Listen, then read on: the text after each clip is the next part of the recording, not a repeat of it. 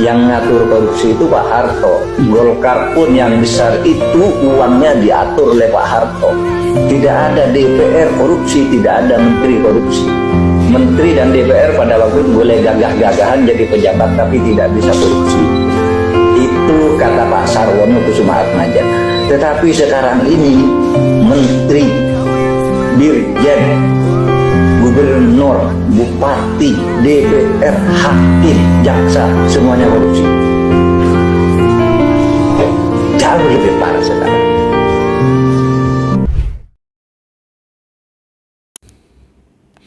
Selamat siang, selamat bergabung kembali dengan saya Alvin Lim. Hari ini saya mau memberikan sebuah opini hukum ya. Jadi saya garis bawahi bahwa video ini adalah opini hukum ya. Opini hukum saya berdasarkan pengalaman yang saya alami ya, dan apa yang saya lihat di media-media. Jadi gini netizen ya, opini hukum itu adalah menurut saya di dalam era Jokowi ini dan dalam pemerintahan Jokowi ini, inilah hukum di Indonesia hancur lebur. Ya.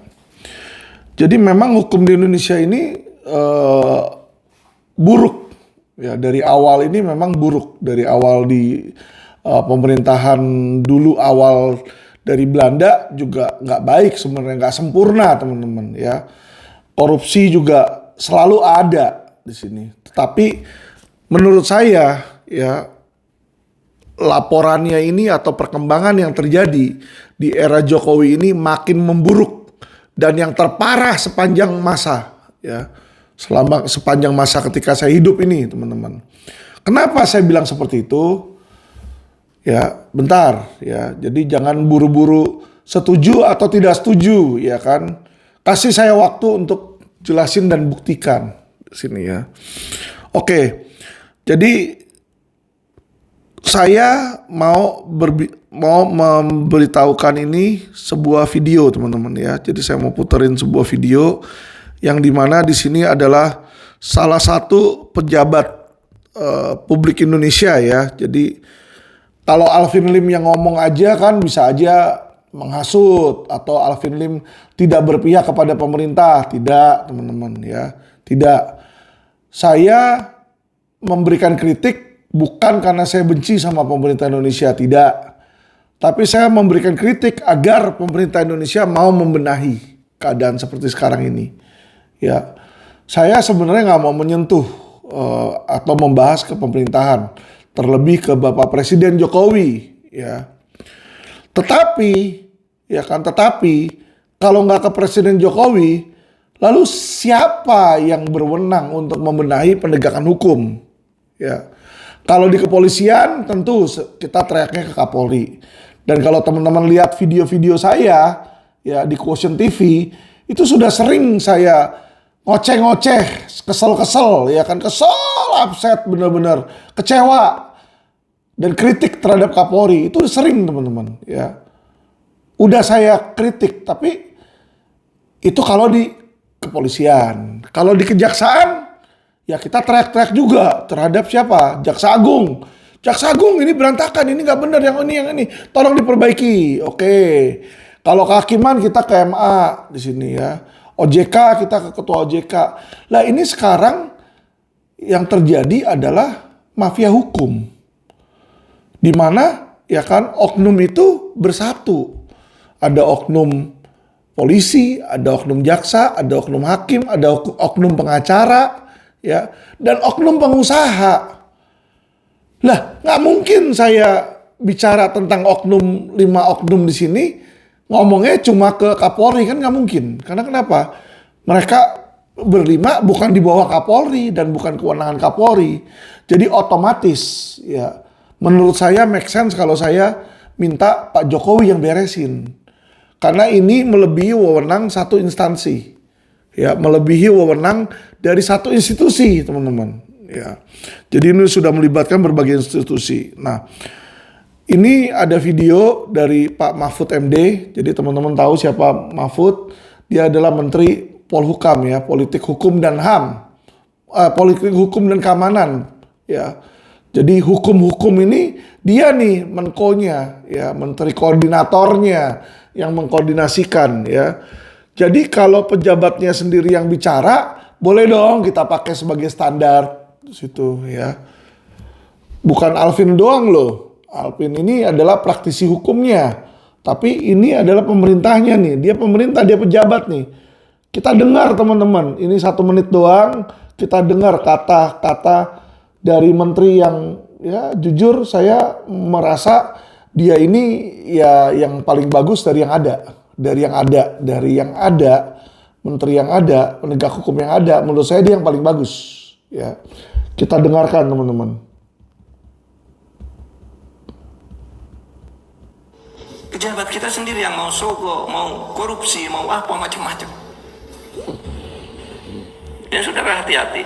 Negara ini tergantung pada saudara.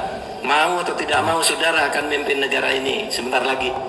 Paling ya 1 dawah-cawar, 1-2 dasawar ke depan udah saudara semua. Yang generasi saya sudah pensiun, mungkin banyak yang sudah mati juga. Saudara. Nah jadi saudara sekarang bangun kalau saudara cinta kepada bangsa ini, karena bangsa ini adalah masa depan saudara dan masa depan saudara adalah bangsa ini.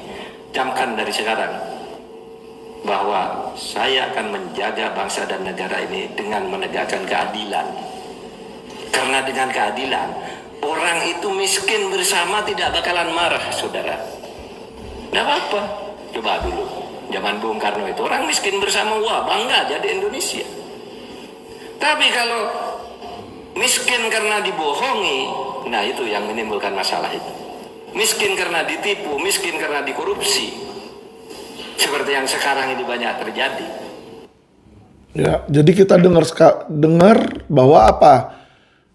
Pak Mahfud MD pun mengakui bahwa banyak terjadi nih korupsi di sini, ya. Jadi kalau kita dengar dari awalnya nih, kalimat pertama awal, Sekarang musuh kita itu bukan penjajah, pejabat-pejabat kita sendiri.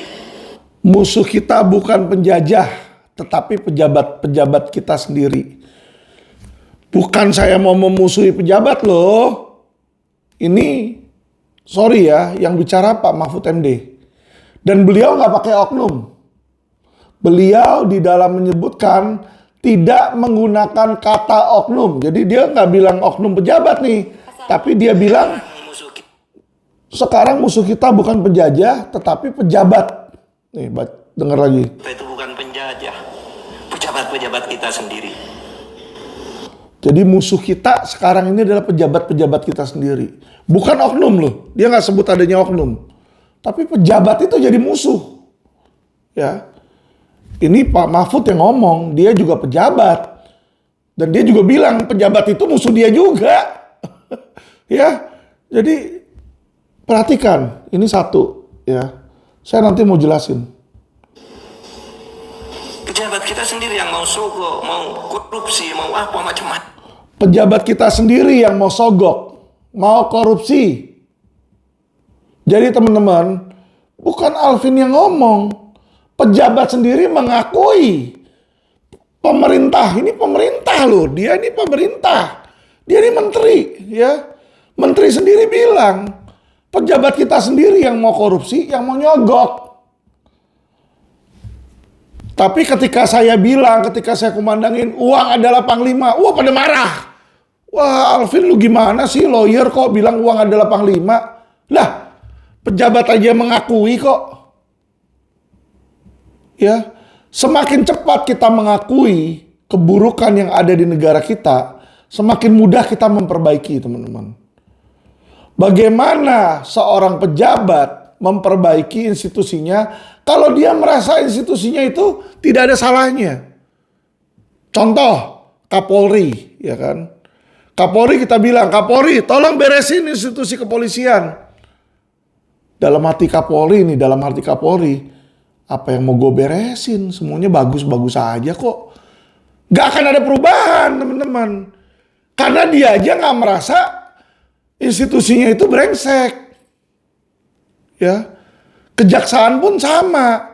Ketika saya bilang kejaksaan, banyak oknum mafia di situ. Wah, marah. marah. Enggak, kejaksaan itu semua baik ya. Isinya malaikat-malaikat semua di situ ya. Itu kan yang terjadi tuh, ya kan, marah sama saya. Alvin cuma bisa jelek-jelekin institusi kejaksaan. Lah, wong saya mendengarkan kata pejabat negara kok. Ini kan pejabat negara bicara. Menteri hukum ini bicara, menteri koordinator hukum nih bicara, dan dia bilang aparat pejabat itu sendiri yang mau korupsi, yang mau sogok, ya. Jadi beliau aja mengakui nih di situ, yang mau macam-macam itu aparat sendiri. Ya saudara, hati-hati. Negara ini tergantung pada saudara. Mau atau tidak mau saudara akan memimpin negara ini sebentar lagi. Paling ya 1 dawacawar, 1-2 dasawarsa ke depan udah saudara semua. Yang generasi saya sudah pensiun, mungkin banyak yang sudah mati juga. Saudara. Nah jadi saudara sekarang bangun kalau saudara cinta kepada bangsa ini, karena bangsa ini adalah masa depan saudara dan masa depan saudara adalah bangsa ini. Camkan dari sekarang. Bangsa ini adalah masa depan saudara. Ya. Bahwa saya akan menjaga bangsa dan negara ini dengan menegakkan keadilan. Nah, jadi ini teman-teman, yang saya lakukan adalah sesuai dengan perintah dan amanah Mahfud MD. Mahfud MD ini bilang, mulai sekarang saya akan melayani masyarakat dan bangsa ini dengan apa? Menegakkan keadilan. Ini yang saya lakukan. Dan menurut saya, keadilan itu mati di zaman Jokowi. Mati, bukan sekarat lagi. Mampus, keok. Kenapa? Karena pejabatnya pada korup. Banyak yang korup di sini. Mayoritas korup. Jadi gini teman-teman, kenapa pemerintah Jokowi ini menurut saya yang terburuk? Karena sejak dimulainya pemerintah Jokowi, ya kan, yang namanya KPK, ya, yang namanya KPK itu udah disunat, tapi sunatnya kelebihan. Mestinya kulitnya doang yang disunat, ini semuanya disunat sampai habis hilang kelaminnya. Jadi kejantanan KPK itu sudah hilang, bos. Kejantanan KPK sudah hilang, udah bukan jantan lagi itu. Sudah bencong itu. Jadi institusinya ini institusi banci. Ya. Apa istilah kata banci? Ya. Sudah nggak punya kekuatan untuk melawan koruptor. Di zaman Jokowi, menurut saya, ini opini hukum, balik lagi ya, opini hukum. Saya nggak jelekin satu orang perorangan, tidak. Saya nggak sebut nama orang. Opini hukum saya, institusi KPK di zaman Jokowi di sini sudah mati. Dan ini adalah strategi dan taktik. Sebenarnya strategi ini strategi yang cerdas. Tapi kalau dilihat dari sudut pandang siapa? Yaitu dari sudut pandang pemerintah, teman-teman. Jadi dari sudut pandang partai penguasa, ini clever banget. Ini sangat smart. Kenapa saya bilang sangat smart? Dengan mandulnya KPK, teman-teman. KPK ini nggak akan bergerak dan menggerogotin siapa? Orang-orang yang korupsi. Karena orang yang bisa korupsi di zaman ini adalah siapa? Penguasanya. Jadi kalau KPK dibiarin hidup, yang bakal kena mayoritas pasti partai penguasa, banyak yang kena. Pejabat-pejabat penguasa yang kena, teman-teman. Karena mereka yang punya wewenang untuk jalanin proyek. Contoh, ingat nggak sebelum zaman Jokowi, zaman pemerintahan siapa? Bapak Presiden Susilo Bambang Yudhoyono. Bapak SBY waktu itu partai apa? Demokrat, toh. Nah, pada zaman Presiden SBY Partai Demokrat, coba lihat KPK. KPK bergerak kan, tapi yang ditangkap-tangkapin siapa? Orang-orang Partai Demokrat. Karena kenapa? Ya Partai Demokrat yang pegang proyek. Jadi di saat pemerintahan Presiden SBY, ya partai oposisi, contoh kayak PDIP dan lain-lain, itu hampir gak megang teman-teman.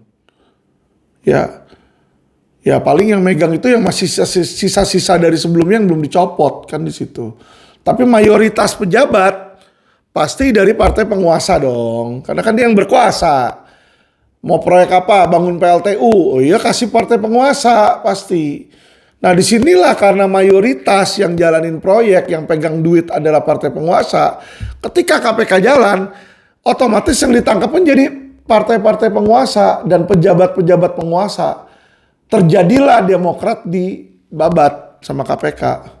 Ya, kita lihat sendiri Angelina Sondak masuk. Ketua umumnya KPK, ketua umumnya Demokrat sampai Anas Urbaningrum masuk. Ya teman-teman banyak lagi yang masuk. Ada lagi seorang yang sangat cerdas di DPR yang punya semboyan korupsi adalah minyak dari perekonomian. Wah sih keren juga itu kata-katanya. Korupsi adalah minyak oli dari perekonomian. Ya. Udah jurus dewa mabuk itu, ngawur itu. Kok orang diajarin dibilang itu adalah minyak dari perekonomian? Ya namanya korupsi ya udah salah lah nyuruh orang untuk korupsi. Kok dibilang malah minyak perekonomian dan harus dibiarkan karena dia jadi penguasa aja kan dia mau itu. Akhirnya ya sudahlah ya beliau sudah meninggal, biarlah dia rest in peace teman-teman. Nah lanjut. KPK kebablasan di situ. Sampai besannya SBY yaitu Aulia Pohon dijadikan tersangka. Nah, di situ tuh jebret cicak versus buaya tak tak. Ya, karena kenapa? KPK yang mestinya beresin korupsi dia terlalu agresif, teman-teman. Sehingga pemerintahan yang di atasnya merasa ini kok mau membangkang, disikatlah di sini. Ya. Nah, dibikinlah kasus Antasari Azhar di situ ya, pembunuhan di sini ya, sampai terlibatlah nama beberapa orang di sana teman-teman ya, sampai Kapolres Jakarta Selatan lagi ya, masalah itu ya William Wizard waktu itu. Nah, singkat cerita teman-teman ya, Partai PDIP lebih smart daripada Partai Demokrat, lebih cerdas, lebih intelektual. Dia tahu bahwa KPK ini bisa menjadi apa? Bisa menjadi momok bagi pejabat. Jadi ketika menjabat, apa yang dilakukan? Langsung disunat dulu, dikebiri dulu itu kejantanannya. Jadi mandul. KPK jadi mandul teman-teman. Ya. Mana ada KPK pernah dalam sejarah Jokowi ya meng-OTT apa? Meng-OTT polisi. Gak ada. Cicak versus buaya itu nggak mungkin zaman Firly Bahuri. Nggak mungkin. Iya kan orang KPK itu Mabes Polri cabang Kuningan kok. Ya Mabes Polri cabang Kuningan itu. Lucunya lagi KPK mau dibikin bukan Komisi Pemberantasan Korupsi, bukan berantas korupsi, tapi mencegah. Komisi Pencegahan Korupsi. Bos, lu mau kuliahin hukum kayak sampai mulut lu berbusa, sampai terkencing-kencing. Koruptor mah tetap aja akan korupsi. Percuma, gimana mau cegahnya? Dicegah kali ini, gue mau ketahuan dia mengurungkan niat. Besok ketika lagi orang nggak tahu dia tetap aja korupsi. Ya jadi ini teman-teman di dalam pemerintahan Jokowi ini kalau menurut saya partai PDIP itu sangat cerdik teman-teman, sangat cerdik, sangat cerdas di situ. Dibikinlah mandul. Ketika KPK mandul, otomatis dengan leluasa bergeraklah. Pejabat-pejabat bisa korupsi seenaknya. Makanya muncullah video Mahfud ini. Mahfud mengakui Bahwa pejabat sendiri yang ingin korup dan ingin menyogok. Situ. This is, ya Mahfud ini, this is one honest minister Indonesia. Yang dia katakan adalah kebenaran. Dan kita harus meniru Pak Mahfud. Makanya saya juga kayak Pak Mahfud. Saya bicara kebenaran. Saya bicara fakta. Saya tidak berbicara apa yang mau didengar oleh pemerintah. Karena yang mau didengar pemerintah adalah pencitraan. Bahwa mereka is good. Bahwa Indonesia is fine. But the real fact is Indonesia is almost died. Secara hukum saya bisa katakan udah rest in peace. Secara hukum. Ya.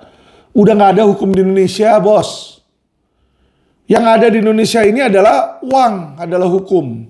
Uang adalah panglima. Ini yang sekarang terjadi di zaman Jokowi. Ya, mau buktinya?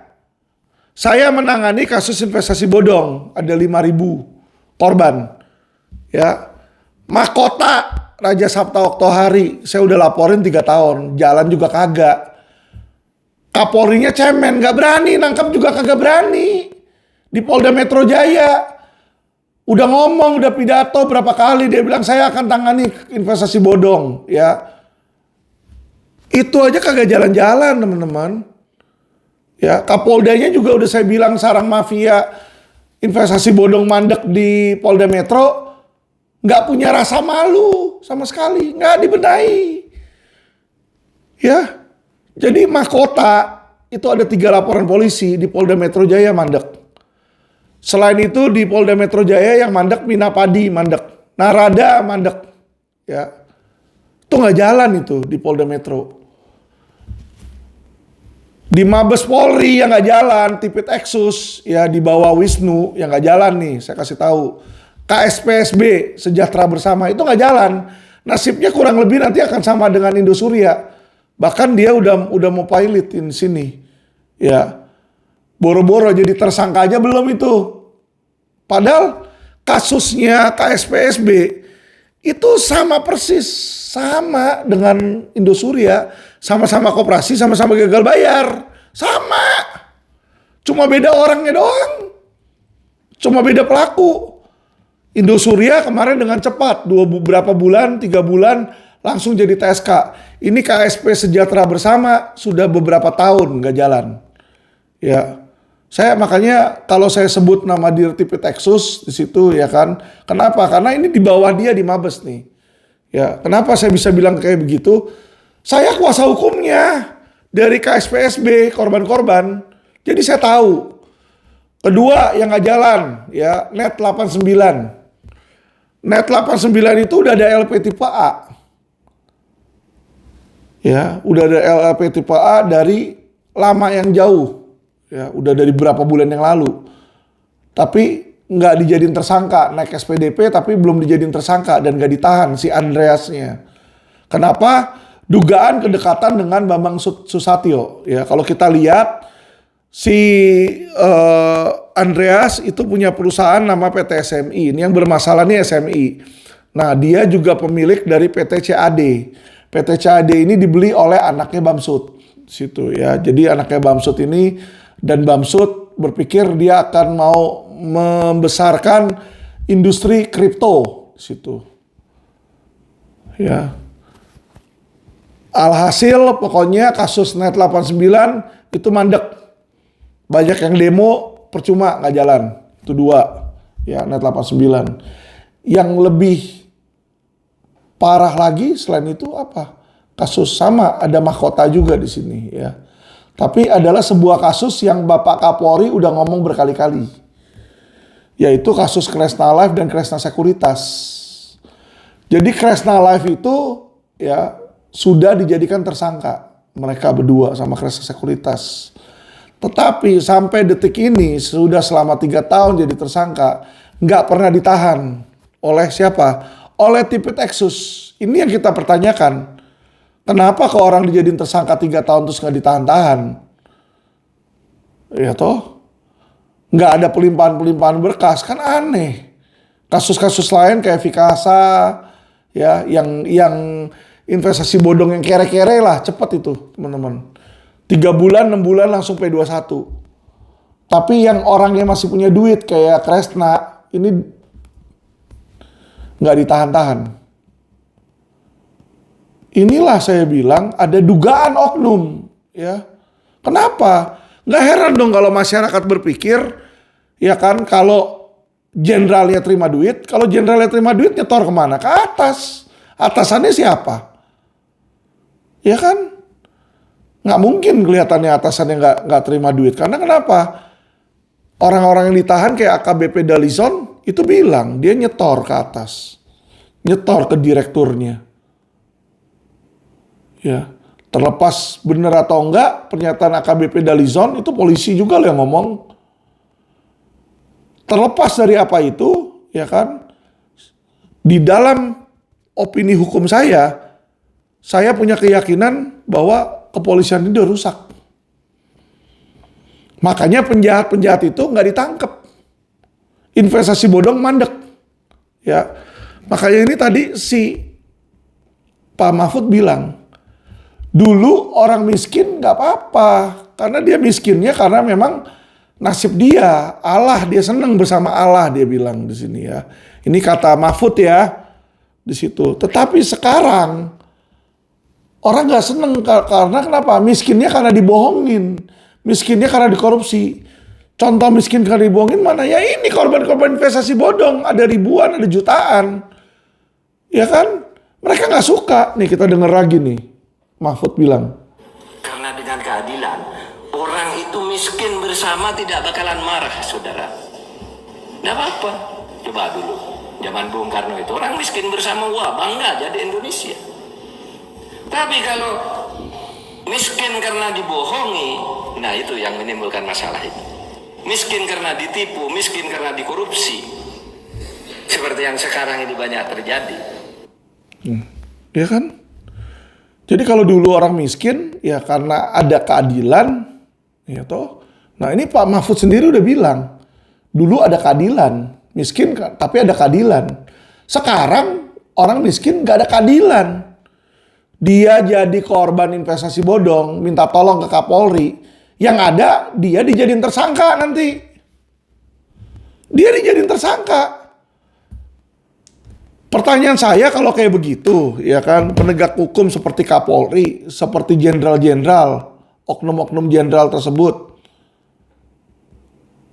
apakah mereka aparat penegak hukum jadinya? Kalau orang jadi korban investasi bodong, lapor, malah dia yang dijadikan tersangka, teman-teman. Ya, jadi dia dilaporin balik ITE. Nah ini yang terjadi. Jadi penjahat menggunakan oknum-oknum jenderal, oknum ya saya sebut, menggunakan oknum jenderal, jadi anjingnya dia. Jadi anjingnya. Dikasih makan, dikasih duit sogokan, ya kan nurut, jalan. Suruh gigit orang, gigit. Korban investasi bodong suruh gebuk-gebuk. Suruh penjara, di penjara. Inilah yang dibilang. Apa? Ya ini. Orang itu sengsara. Miskin tapi karena ditipu. Karena dibohongi. Karena dikorupsi.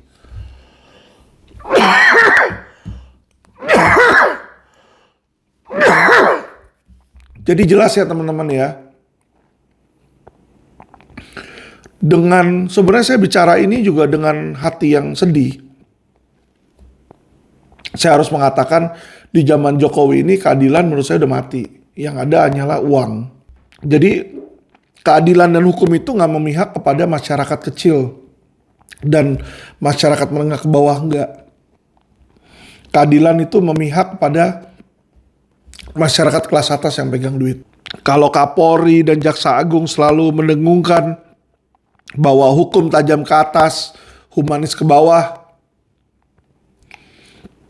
itu hanyalah pepesan kosong. Kenyataannya adalah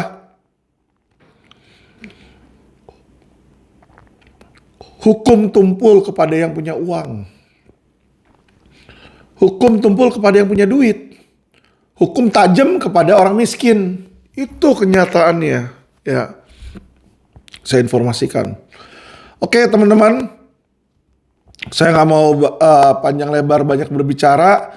Jadi disinilah teman-teman, menurut saya di era Jokowi ini hukum sudah mati. Yang ada adalah uang adalah panglima. Ya, uang mengatur hukum. Keadilan dibeli dengan uang. Itu yang terjadi teman-teman. Saya berbicara menyuarakan dari korban-korban, klien-klien saya yang banyak ditipu di investasi bodong. Dan investasi bodong itu mandek. Itu perasaan mereka, hati mereka hancur. Di mana mereka berharap hukum akan membantu mereka. Mereka berharap aparat kepolisian akan membantu mereka. Tapi yang ada, aparat kepolisian dibeli dengan uang. Banyak oknum-oknum korup.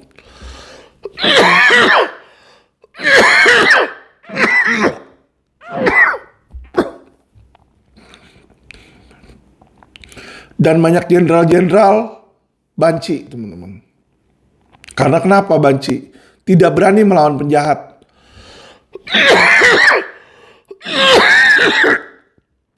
Jadi ketika jenderal-jenderal itu berhadapan dengan para penjahat kelas kakap yang pegang uang, takut mereka teman-teman. Takut jenderal itu. Apalagi lawan 9 naga teman-teman. Ya. Itu terakhir kan saya ada kasus yang Sinarmas kemarin kan digelar perkara kan. Informasi yang saya dapat mau di SP3. Padahal bukti udah solid. Unsur terpenuhi, alat bukti ada. Pelakunya ngaku memalsukan. Pelakunya ngaku menggunakan akte palsu. Dia ngaku. Dia gunakan akte palsu. Udah ngaku. Tapi polisi dengan gagah berani menghentikan. Mau menghentikan kan lucu. Kok polisi, kok jenderal banci? Ya kan kalau kayak begitu ganti aja Dorce Gamalama aja tuh yang jadiin ke jenderal. Lebih berani kali Dorce. Malu bener-bener. Saya melihat institusi Polri cuma omdo. Ya, jenderal-jenderal yang menjabat nih. Ya kan di Tipidum, itu kan Tipidum yang Sinarmas. Nggak berani menetapkan tersangka. Konglomerat ditetapkan tersangka nggak berani dia. Tipit Texas nggak beda jauh. Tipit Cyber, ya kan jadi suruhan pelaku investasi bodong untuk serang balik korban-korban dan kuasa hukum yang membela para korban. Kan lucu ini. Jadi polisi teman-teman saat ini yang saya lihat ya, banyak oknum, dipenuhi oknum. Ya, jadi jumlah polisi yang baik ini kalah dengan polisi yang buruk. Bagaimana Indonesia mau maju? Bagaimana mau melindungi masyarakat? Lah, wong sama penjahat kelas kakap aja takut. Jadi polisi zaman sekarang beda sama zaman dulu. Kalau zaman dulu dia takut sama apa yang bawa senjata, bawa pistol gitu ya. Kalau sekarang sama yang kayak begitu polisi nggak takut ya. Sama FPI juga mereka nggak takut. Sama yang punya kekuatan massa mereka nggak takut teman-teman. Mereka takutnya sama penjahat yang berduit, penjahat kerah putih itu mereka takut. Karena kenapa? Bisa ngasih mereka duit, jadi mereka takut miskin teman-teman kalau nggak terima. Ya takut mereka. Gila kalau gue nggak terima, gue miskin nih besok nih kan. Gue mau beli Richard Mille itu bagus, gimana nih duit gue kurang. Takut miskin teman-teman. Ya. Jadi ini yang terjadi. Kalau masuk penjara mereka nggak takut. Masuk penjara bisa keluar, belum tentu dipecat dari keanggotaan, bisa masuk lagi jadi polisi lagi, kan banyak yang kayak gitu teman-teman. Ya kan? nakal, kita laporin propam, cuma dipindahin doang, dimutasi. Ini yang terjadi, kasihan masyarakat. Jadi masyarakat dengar tadi kata Pak Mahfud. Jadi dengan video ini saya berharap teman-teman, ya kan, ayo kita harus bersatu, ya kan, kita harus bersatu. Dan kesempatan kita adalah apa? Seperti yang dibilang ini benar kata Pak Mahfud. Kekuasaan ini akan berganti, teman-teman. Yang tua-tua sekarang yang menjadi pemimpin-pemimpin negara ini nggak lama lagi akan hilang. Mungkin banyak yang meninggal kata dia. Benar itu. Kita yang muda-muda harus rubah ini. Ya, jadi pejabat-pejabat yang kita tahu korup dan yang kita tahu tidak mau merubah dan tidak pro terhadap pemberantasan korupsi, itu dibuang jauh-jauh, teman-teman. Buang jauh-jauh. Ya, buang jauh-jauh itu yang kayak begitu. Jadi marilah kita yang masih muda-muda ini suatu saat kita jadi pemimpin negara ini. Ya, suatu saat kita menjadi pejabat di negara ini. Benar kata Pak Mahfud, kita nggak bisa diem-diem lagi. Ya, mungkin kita bisa nyantai di rumah, nggak pusing, nikmatin uang. Tapi kalau kita jadi korban dari keadilan gimana? Korban ketidakadilan bagaimana? Korban dari oknum? Jadi sudah saatnya kita ini benahi, teman-teman. Ayo, saya harap masyarakat-masyarakat dukung saya. Ya, saya juga mau merangkul setiap aspek masyarakat. Ya, seluruh agama yang ada saya mau rangkul, ya kan? Seluruh pihak-pihak yang ada saya mau rangkul. Mau beda suku kayak, mau beda agama kayak, mau beda ras. Kita semua sama Indonesia, sama-sama harus kita bangun ini Indonesia, teman-teman. Dan kita benahi ini. Dan saya akan bicarakan bagaimana solusinya untuk membenahi negara ini di video saya selanjutnya nanti, ya. Solusinya itu bagaimana nanti akan saya informasikan. Oke, teman-teman. Jadi kita harus menyadari dulu, harus sadar, harus mengakui bahwa kondisi Indonesia sekarang tidak baik-baik. Bahwa kondisi Indonesia tidak baik-baik nih. Penegakan hukum di zaman Jokowi ini yang terburuk yang ada, teman-teman. Ya, oke. Terima kasih teman-teman. Netizen yang setia. Salam cerdas hukum. Sukses selalu.